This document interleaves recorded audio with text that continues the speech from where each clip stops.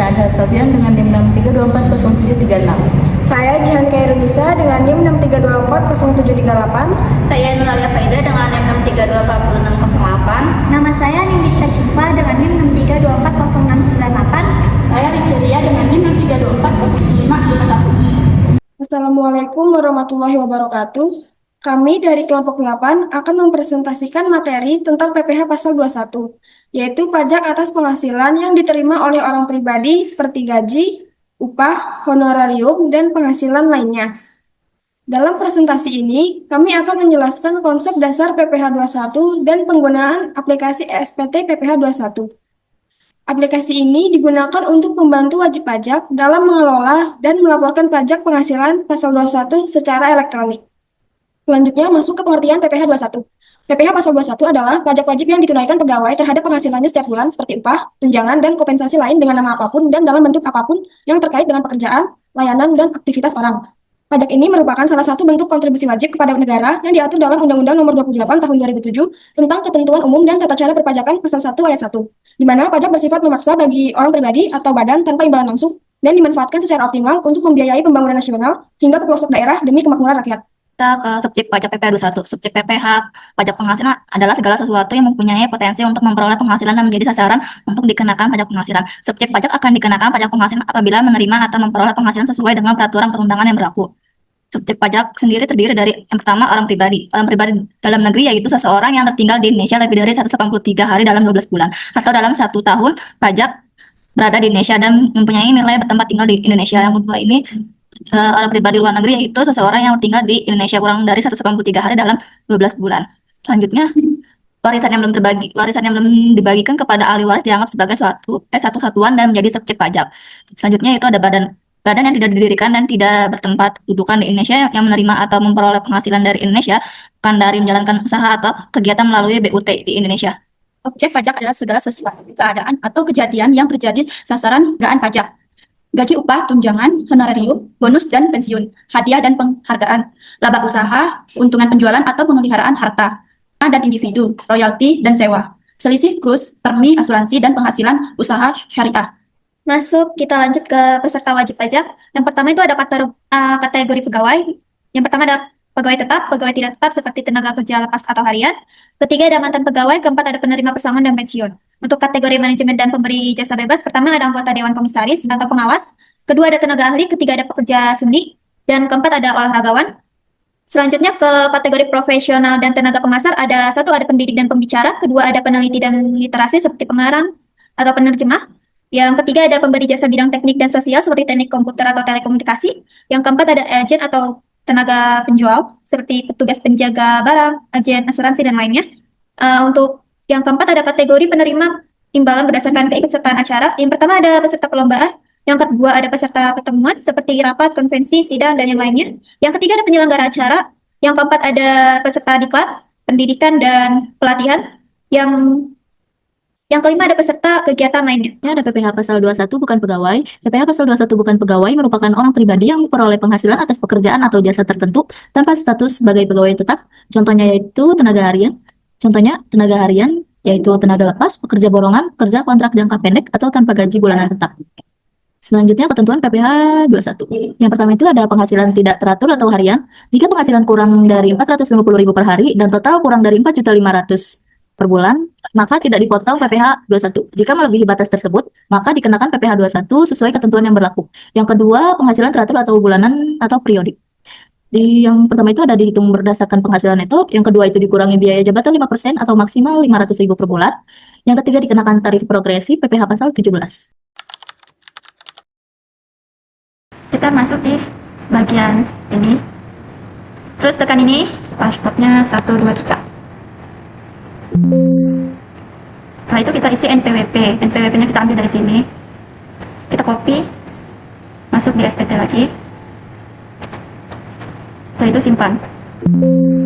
NPWP-nya berhasil disimpan. Lalu kita isi di sini. Nama PT-nya PT Gagap 3 Benua. Setelah itu alamatnya kita ambil dari sini. Alamat. Kita masuk di SPT lagi. Di sini. Setelah itu nama teleponnya kita ambil dari sini. Teleponnya copy lagi, masuk di SPT. Setelah itu email. Emailnya kita ambil dari sini juga, terus kita copy, masuk di SPT lagi. Di sini NPWP penandatangan, kita ambil dari sini lagi. Ini kita copy lagi, masuk di SPT lagi.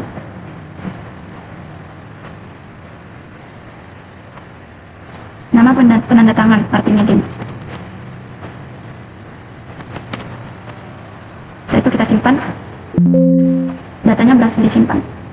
Selanjutnya kita klik isi SPT, lalu daftar bukti potong yang tidak final. Lalu kita klik baru, NPWP kita ketik 0. Namanya di sini Ati Kanos. Nicknya kita salin. Alamatnya. Lalu kode objek, klik kode objek, pilih yang paling atas pegawai, klik OK. Lalu PTKP-nya K, jumlah tanggungannya kan 0. Lalu jumlah hari kerjanya 26. Lalu jumlah penghasilan brutonya 30999. 30999. Klik selesai. Lalu klik simpan, klik ya. Lanjut ke pegawai berikutnya, NPWP-nya 000 sama seperti sebelumnya. Lalu namanya yaitu Bong Hong Lin. Kita ketik. Selanjutnya nick kita salin.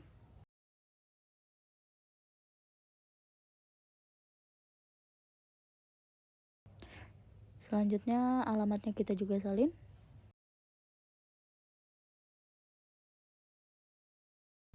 Lalu kode objeknya yaitu yang paling atas. Kita pilih yang paling atas, klik OK. Lalu status PTKP-nya yaitu K3. Status PTKP K, jumlah tanggungan 3. Lalu jumlah hari kerjanya yaitu 26. Lalu jumlah penghasilan brutonya. Lalu klik selesai, klik simpan, klik ya. Selanjutnya ke pegawai berikutnya, namanya yaitu accountant. Lalu nicknya kita salin.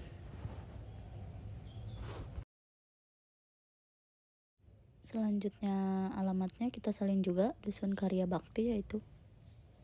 Lalu kode objeknya juga sama, klik OK. Lalu status PTKP-nya yaitu K2, jumlah tanggungan 2, kerjanya juga sama 26, jumlah penghasilan brutonya yaitu 3.649. Klik selesai, klik simpan, klik ya. Lanjut ke pegawai tidak tetap yang keempat. NPWP-nya kita isi 000. Namanya kita isi Samad.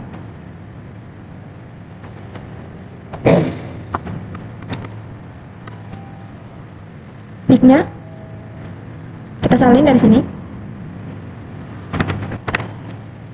Alamatnya kita salin dari sini. Kode objek pajaknya upah pegawai tidak tetap atau tenaga kerja lepas. Status PTKP-nya K2.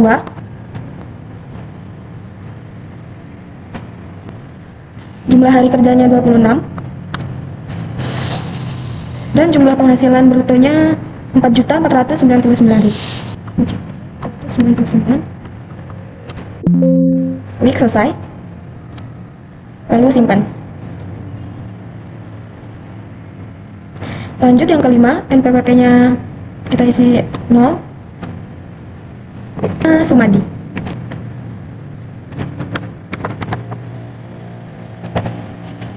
Nicknya kita salin dari sini.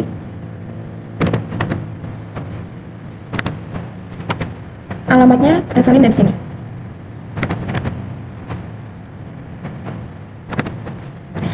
Lanjut klik kode objek pajak, yaitu upah pegawai tidak tetap atau tenaga kerja lepas. Status PTKP-nya K3.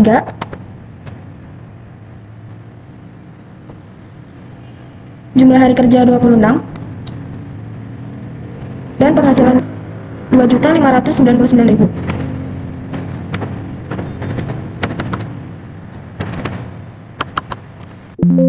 Klik selesai, lalu simpan. Selanjutnya kita masuk yang keenam, yaitu Suni Hamid. Karena NPWP-nya tidak ada, kita isi 00, namanya Suni Hamid. Yaitu kita lihat dari sini diisi. Alamatnya juga kita isi dari sini. Pajaknya kita isi yang ini paling atas. Status PTKP-nya TK0 kita isi. TK1. Jumlah hari kerjanya kita isi 26. Anggaran brutonya kita isi ini 3.349. Klik selesai. Oke, selesai. Klik ya. NPWP-nya isi dari sini. Namanya Daniel Nicholas. Nicknya kita isi dari sini.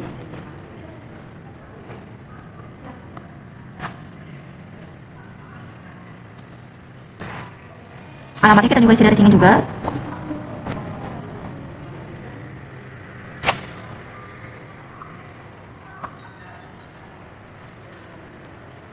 Lalu kode objeknya kita isi yang ini paling atas. PTKP-nya kita isi ini, yaitu K0. Jumlah hari kerjanya kita isi yaitu 26. Kita isi ini dari sini yaitu 10 juta.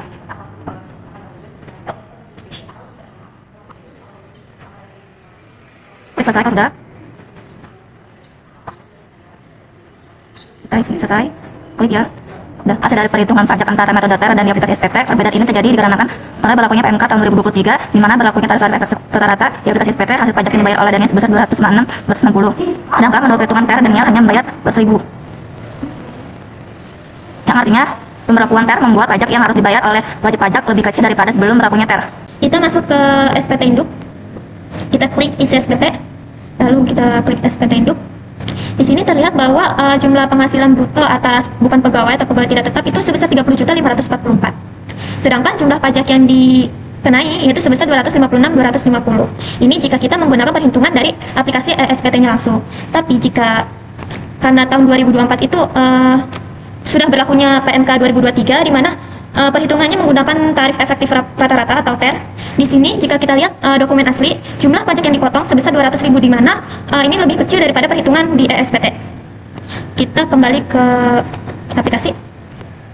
Di sini perhitungan PPh-nya masih sama 256.250. Objek pajak finalnya kosong, lampirannya kosong. Pernyataan dan TDD pemotong Martini tanggalnya 12/2/2024. Lalu kita klik simpan. Kita masuk ke pelaporan SSP. Kita klik isi SPT, daftar SSP, lalu kita klik tambah. Di sini kode akun pajaknya yang angka akhirnya 21, kode administrasinya 100, ininya 12 01 2024. NTPN-nya kita copy dari sini.